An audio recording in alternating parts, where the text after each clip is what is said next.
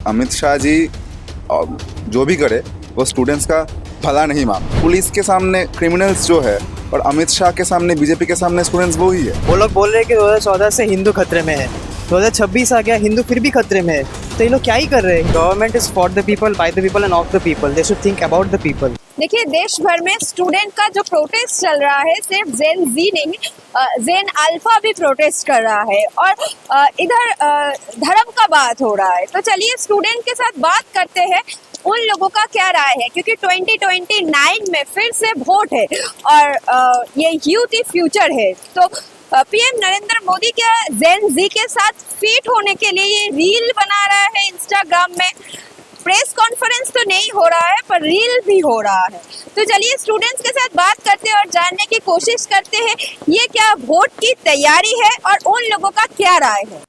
ये जो अमित शाह का रेजिग्नेशन मांग रहा है सीजेपी, आपको क्या लगता है ये होना ज़रूरी है? क्योंकि पूरे देश भर में ये जेन जी और जेन अल्फा का जो प्रोटेस्ट चल रहा है एजुकेशन सिस्टम के खिलाफ, आपको क्या लगता है ये बढ़ना ज़रूरी है? देखिए, हमने देखा कि दिल्ली में जैसे स्टूडेंट्स पर वायलेंस हुआ, प्रोटेस्टर्स पर वायलेंस हुआ, स्टेट इम्पोज्ड वायलेंस हुआ, इससे ये बात तो क्लियर है कि एजुकेशन मिनिस्टर के डेजिग्नेशन की डिमांड में स्टूडेंट्स लोग जब एजुकेशन सिस्टम को रिपेयर करने के लिए एक मूवमेंट कर रहे हैं, अपने अधिकार मांगने के लिए एक मूवमेंट कर रहे हैं, वहाँ पर गृह मंत्री का जो रोल था, उस रोल से ये बात बहुत क्लियर है कि अमित शाह जी जो भी करे वो स्टूडेंट्स का भला नहीं मांगते। तो इस बात से जो सीजेपी का डिमांड है अमित शाह के रेजिग्नेशन का, वो जायज़ है, क्योंकि स्टूडेंट्स पर जैसे आक्रमण हुआ, हमला हुआ, उससे तो ये बात क्लियर है कि पुलिस के सामने क्रिमिनल्स जो है और अमित शाह के सामने बीजेपी के सामने स्टूडेंट्स वो ही है। तो इसलिए प्रोटेस्ट को स्टॉप करने के लिए जैसे बार बार स्टेट इम्पोज्ड वायलेंस का यूज़ हो रहा है, तो उसके सामने तो ये डिमांड बहुत ही क्लियर है, होना ही चाहिए। और मतलब जैसे मिनिस्ट्री की तरफ से कोई आंसर नहीं आया अभी तक, क्योंकि प्रधानमंत्री सिर्फ रील बना रहा है एज अ प्राइम मिनिस्टर। आपको क्या लगता है जेन जी के साथ फिट होने के लिए ये रील बना रहा है? वो रील बना सकते हैं, वीडियो बना सकते हैं, प्रेस स्टेटमेंट दे सकते हैं, कॉन्फ्रेंस पे वो करते नहीं, तो जो इच्छा करे, प्रॉब्लम नहीं है।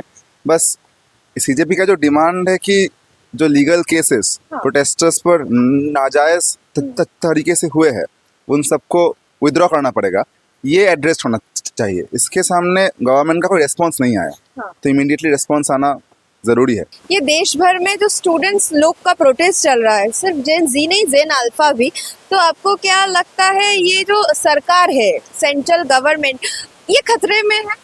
नरेंद्र मोदी खतरे में है? ऑफ कोर्स खतरे में है। वो लोग बोल रहे हैं कि 2014 से हिंदू खतरे में है, 2026 आ गया, हिंदू फिर भी खतरे में है। तो ये लोग क्या ही कर रहे हैं? हिंदू अगर खतरे में ही है तो हर भारतवासी भी खतरे में है, तो कुछ भी नहीं कर रहे ये लोग। तो इन लोगों को रेजिग्नेशन देना ही चाहिए। और ये जो दिल्ली पुलिस ने जो लाठीचार्ज किया है, जो पैलेट गन किया है, जो सब किया है, ये तो नहीं करना चाहिए ना। तो स्टूडेंट आए हैं ना, स्टूडेंट तो हम लोग तो इंडियन सिटीजन है, हम लोग प्रोटेस्ट नहीं करेंगे? अगर कुछ खराब हो रहा है तो प्रोटेस्ट ऑफकोर्स करेंगे हम लोग। ये तो राइट है, हमारा सिविल राइट है, कॉन्स्टिट्यूशन हमें राइट देता है। तो ऐसा तो लाठीचार्ज तो नहीं करना चाहिए, तो बहुत खराब है।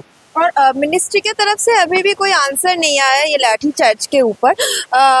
कोई मतलब ये जो रील बना रहा है पीएम नरेंद्र मोदी, तो आपको क्या लगता है जेन जी के साथ फिट होने वाला ये प्राइम मिनिस्टर इसलिए रील बना रहा है क्योंकि 2029 में वोट है इसलिए? हाँ, उसको जेन जी का वोट चाहिए, रेलेवेंस चाहिए, इसलिए वो लोग रील बना रहे हैं।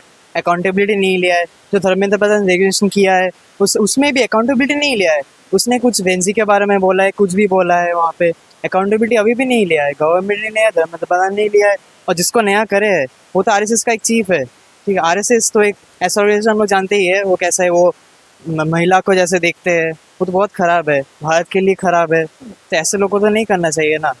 जिसने मतलब जिसको वो किया है, उसको क्या बोलते हैं, चेंज किया है, चेंज तो एक अच्छा आदमी को करना चाहिए ना, आरएसएस के चीफ को क्यों किया है? तो इस गवर्नमेंट को देखना चाहिए, this government is for the people, by the people end of the people. They should think about the people. अभी तक तो ये सीजेपी का प्रोटेस्ट पूरा देश में चल रहा है, कोई कोई स्टेट में चल रहा है। तो ये जो प्रधानमंत्री का बर्ता सामने आया, जो जिसने गाली दिया मैंने क्षमा कर दिया, तो आप लोगों को क्या लगता है ये जो लाठीचार्ज के बारे में मिनिस्ट्री के तरफ से कोई भी बात नहीं हुआ, तो अभी तक आपको क्या लगता है ये जो होम मिनिस्टर है इनका रेजिग्नेशन जरूरी है या और कोई परिवर्तन जरूरी है? দেখিয়ে প্রথমত বিষয় যেটা হচ্ছে গিয়ে যে যন্ত্রমন্ত্র যে বিক্ষোভ এবং সংসদ চলো যে অভিযানে ডাক দেওয়া হয়েছিল এবং বিক্ষোভ কর্মসূচি, সেইখানে শুধুমাত্র একদিন যে লাঠিচার্জ হচ্ছে এমন তো বিষয় না, এবং দিনের পর দিন রাতের পর রাত অন্ধকার, ইলেকট্রিসিটি বন্ধ করে দিয়ে, লাইট অফ করে দিয়ে, ওয়াইফাই ইন্টারনেট কাট ডাউন করে দিয়ে বিভিন্নবার লাঠিচার্জ হয়েছে। এবং শুধু লাঠিচার্জ নয়, এবং কিছু ভয়ঙ্কর বিষয় উঠে এসেছে, সেটা হচ্ছে লাঠির মাথায় পেরেক লাগানো ছিল, যেটা বিভিন্ন সংবাদ মাধ্যম সূত্রে আমরা দেখতে পেয়েছি। ইলেকট্রিক শক গান ব্যবহার করা হয়েছে, এমনকি পেলেট গান ব্যবহার করা হয়েছে, একজনের চোখ নষ্ট হয়ে গেছিলো, এই ঘটনা উঠে এসেছে। এই নিয়ে তো কোনো কিছু মন্তব্য দেখতে পাচ্ছি, এবং খুব সম্ভবত যে ভুল না হয়, আমাদের দেশের স্বরাষ্ট্রমন্ত্রী যার দায়িত্বের মধ্যে দিল্লি পুলিশ পড়ে থাকে, তিনি দীর্ঘদিন ধরে লোকসভা বা রাজ্যসভা কোনোটাতেই যাচ্ছেন না, এবং খুব সম্ভবত সংবাদ মাধ্যমেই পড়েছিলাম যে তার জন্য শাসক পক্ষে অনেক সমস্যা হচ্ছে, যদিও প্রধানমন্ত্রী আসছেন না, কারণ তিনি যখনই আসবেন তখন এই প্রশ্নগুলোর সম্মুখীন হতে পারবেন। তিনি ভয়ে কার্যত পালিয়ে বেড়াচ্ছেন বলে মনে হচ্ছে।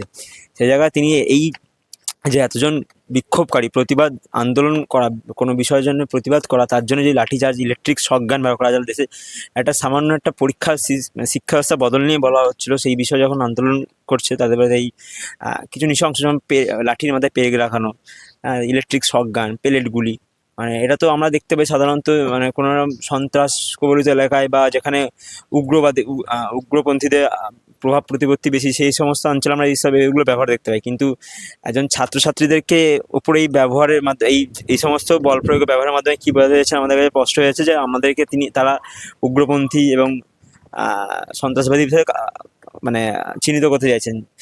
দেশের শিক্ষা ব্যবস্থাকে যারা শিক্ষা ব্যবস্থার পরিবর্তন, যারা শিক্ষা ব্যবস্থার প্রশ্ন দুর্নীতি, শিক্ষা দুর্নীতির বিরুদ্ধে যারা আওয়াজ তোলে, তাদের বিরুদ্ধে এই আওয়াজকে দমানোর জন্য এরকম পদক্ষেপ নিয়ে আছে।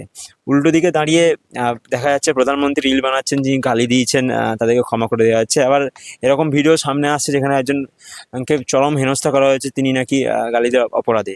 অথচ যদি ভুলে যাই, আমি বর্তমানে যাদবপুর ইউনিভার্সিটির ছাত্র।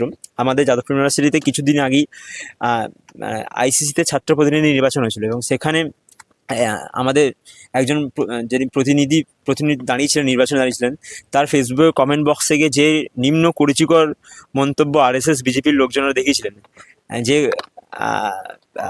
কী বলবো আর কি, মানে কিছু কিছু কথা যেগুলো মানে শালীনতার বাঁধন মানে ছাড়িয়ে গেছে, এবং সেগুলো সভ্য সমাজে কোনোদিনই গ্রহণ হয় না, এরকম কথা পুরো দেখিয়েছিলেন। এবং এরপরে থানায় অভিযোগ জানানোর পরও পুলিশ কিচ্ছু করে না। আজকে পরিবর্তন হয়ে গেছে, সব কিছু হয়ে গেছে। তো গালি দেওয়া যদি অপরাধ হয়ে থাকে, শুধু গালিটা কি সিলেক্টিভ লোকজনকে দিলেই অপরাধ হবে, না সমগ্র ক্ষেত্রেই গালি দেওয়াটা অপরাধ হিসেবে গণ্য করা হবে? আর যতদূর জানি যে সবার ক্ষেত্রে গালি দেওয়াটা অপরাধ, এবং গালি দেওয়া খুবই খারাপ কথা হিসেবেই ব্যবহার করা হয়, খারাপ হিসেবেই আমরা জানি থাকি। সেই জায়গায় দাঁড়িয়ে প্রধানমন্ত্রীর উপর কে গালি দিল তার জন্য তিনি ক্ষমা দিচ্ছেন। এদিকে দেখা যাচ্ছে যে সোশ্যাল মিডিয়া মব জাস্টিসের মতো, মব লিঞ্চের মতো, মানে গণ আদালতের মতো লোকজনকে ক্ষমা চায়, কান্নাকাটি করানো হচ্ছে জোর করে। এবং সেই জায়গাতে দাঁড়িয়ে আবার উল্টো দিকে দেখা যাচ্ছে যে বিরোধী মতের কেউ হলে তার উপর যত ইচ্ছা খুশি গালি দাও, গালিগালাজ করো, ফেসবুকে স্লাট শেমিং করো, প্রকাশ্যে ধর্ষণের হুমকি দাও, তারপরেও কোনো বিচার হয় না। আজকে একটা মজার ঘটনা ঘটেছে, যে আজকেই এই ঘটনা ঘটেছে যে আমাদের দেশে কিছু বছর আগে আমাদের দেশের কুস্তিগির এবং কমনওয়েলথে পদকজয়ী কুস্তিগির বিনেশ ফোগাতের ওপর তার কুস্তি ফেডারেশনের যে প্রধান ছিলেন ব্রিজভূষণ, তার উপর একটি ধর্ষণ অভিযোগ আনেন। এবং ঘটনাচক্রে দেখা যায় দিনের পর দিন তারা রাস্তায় আমাদের কুস্তিগিরা পড়েছিল, কোনো বিচার হয়নি। অথচ বাকি লোকজনরা ছাড়া, ব্রিজভূষণ ছাড়া পেয়ে ঘুরে বেড়াচ্ছিল, অনেক চার্জশিট জমা পড়েছিল। আজকে নাকি দেখলাম কোর্ট তাকে বেকসুর খালাস দিয়েছেন। তো এই হচ্ছে ভারতবর্ষের অবস্থা, যেখানে তুমি একটা নির্দিষ্ট মতের সমর্থক হলেই তোমার উপর কোনো কিছু হবে না, তুমি নির্দিষ্ট মতের বিরোধী হলেই তুমি দেশদ্রোহী, তুমি জঙ্গি, তুমি সন্ত্রাসবাদী, এই সমস্ত আরোপ লেগে আসবে, এবং তুমি তোমার উপর যত সমস্ত কিছু নেমে আসবে, বাধা বিপত্তি নেমে আসবে।